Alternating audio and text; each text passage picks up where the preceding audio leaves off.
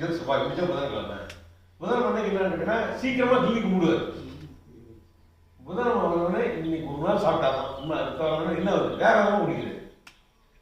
அளவு மீறி நிறைய குடிச்சிட்டு மட்டை அடுத்த காலையில் வந்து நம்மளால சரி பண்ண முடியலையே, இது மோசமான நாளாக இருக்காங்க, நாம் மற்றவங்களுக்கு கவுன்சிலிங் கொடுக்குறோம், நம்ம சரியாவா இருக்கோம் சொல்லிட்டு கில்ட்டாக வியாழன் வெள்ளி சனி கில்ட்டு, ஞாயிறு திங்கள் செவ்வாய் விட்டு ஆகும்.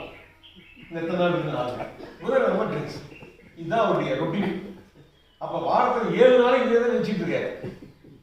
சாப்பிட்றது ஒரு நாள். அவரால் என்ன பண்ணி நிறுத்த முடியல. அவருக்கு என்ன ஐடியா, நீங்க எப்படி நிறுத்த போறது இல்லை, நல்லாவே தெரியுது. என்ன பண்ணி நிறுத்த முடியல. இப்படி அவசரமா குடிக்கிறீங்க, நீங்க பண்ணுங்க, இது மற்ற யாரும் ட்ரை பண்ணக்கூடாது. இந்த மாதிரி புரிதல் இருக்கிறவங்களுக்கு சொல்லக்கூடிய விஷயம். நீ என்ன பண்றீங்கன்னா ரசிச்சு பொறுமையா தான் குடிச்சு பாருங்க. உங்களுக்கு புதன்கிழமை குடிக்கலாம்னு அனுமதி கொடுத்தாச்சு, ரசிச்சு பொறுமையா குடிங்க. நீங்க மற்ற நாள்ல வந்து நீங்க தாட்டா விட்டுருங்க அப்படின்னு வந்து புதன்கிழமை நைட்டு வருது எடுக்கிறாரு. மற்ற நாள்ல பார்த்தா நிறைய குடிச்சுவார். இப்ப என்னன்னா அது நிறைய குடிக்கிறதுனால அது உண்மையிலே என்ஜாயே பண்ணல. என்ன பண்றாரு, இன்னைக்கு ஒன்றுதான் குடிக்க முடியும், அதை குடிக்க முடியாதுங்கிற எண்ணம் வந்து வேகமாக குடிச்சிட்டேன். குடிச்சோன்னா நிறைவடையில் வரும், அது இன்னும் தேவைப்படுது. வியாழன் வெள்ளி சனியில் கில்ட் ஆகிறாரு, மறுபடியும் அது ஆரம்பம். நீ பொறுமையாக சாப்பிட்டுக்காரு அப்படின்னோடனே அவரு பொறுமையாக சாப்பிட்டா ஏற்கனவே எவ்வளோ சாப்பிட்டாரோ அதில் கால்வாசி மேலே தேவைப்படுது. இவன் எவ்வளோ தேவைப்படுது, அதுலேயே ஒரு போதுங்கிற மாதிரி தோணுது. அது நிறைவாக என்ஜாய் பண்ணோன்னு அடுத்து ஏதாவது கேட்டீங்கன்னா அடுத்த வந்து தாட்டா விட்டுருங்க அப்படின்னோடனே அவர் சரி ஓகேன்னு விட்டுறாரு. அப்புறம் அடுத்த வாரம் வந்து ரொம்ப கம்மியாக சாப்பிட்டே நல்லா தான் இருந்துச்சு, கம்மியாக சாப்பிட்றாரு.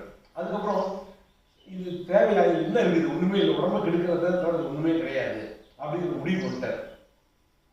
வந்துட்டு மெதுவாக தான், அது இது வந்து நான் நேரடியாக வெற்றி கொள்வதை விட பின்வாசல் வழியாக தான் வெற்றி கொள்ளும். நீங்கன்னா தாட்டு அவர் சொன்ன எல்லாமே தான், தாட், திங்கிங், ஆக்ஷன், கில்ட். இதில் வந்து தாட் நம்ம கண்ட்ரோல் இல்லை, திங்கிங் நம்ம கண்ட்ரோலில் தான் இருக்குது, ஆக்ஷன் நம்ம கையில் தான் இருக்குது. நம்மளை மீறி ஆக்ஷன் வந்துட்டா கூட கில்ட் ஆகாதீங்க. இன்னைக்கு தேவையில்லை, இன்னொரு நாளைக்கு பார்த்தோம்னா நான் முடிவு எடுத்தேன். என்னைக்கு வேணாலும் தீய பழக்கத்தை நான் முத்திரையை முதல்ல ரிமூவ் பண்ணுங்க. ரிமூவ் பண்ணோடனே உங்களுக்கு தேவைப்படாதான் போயிடும் அப்படின்னோடனே இந்த வகையில் அந்த செயினை கட் பண்ணோம்னே கேட்டால் 4 இடங்களில் மெதுவாக தேவைப்படாதவராக மாறி இது எதுவுமே ஒன்றும் இல்லை, இதனால உடம்பு கெடுத்துக்க வேண்டிய அவசியம் இல்லைங்கிறத முழுசாக இருந்து விடுபட்டார். இந்த டாக்கை ஒருத்தர் கேட்டு சென்னையில் ஒரு ஆட்டோக்காரர் அவர் ஃபோன் பண்ணி டெய்லி சாப்பிடாம வாழ முடியாது அந்த மாதிரி தான் இருந்தேன், இப்போ நான்